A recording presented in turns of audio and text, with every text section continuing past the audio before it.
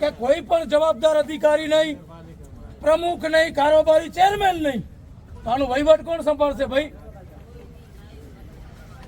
જેને જેમ મજા આવે તેમ ગધેડાની ગોળે ચાલતું હોય આ તંત્ર છે.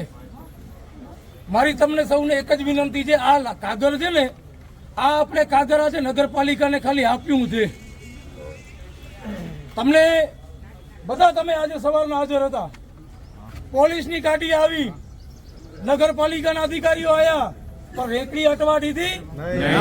રેકડી અટવા દીધી? આપણી રેકડીઓ ત્યાં જ રહેશે, અથવા બધાની રેકડીઓ એક જગ્યા ઉપર દે એવી વ્યવસ્થા સરકાર પોતે ગોઠવીને દે, નહીતર આ લડતને આપણે લડતા રહેશું. આવનારા દિવસોમાં એટલે કે ગુરુવારના સવારના 2 દિવસ પછી સવારના 11 વાગે બસ સ્ટેશન પાસે જ્યાં આપણે રેકડી રાખીએ છીએ ત્યાં ત્યાંથી બકાલો લઈ રેકડીની રેલી કાઢી અને કલેક્ટર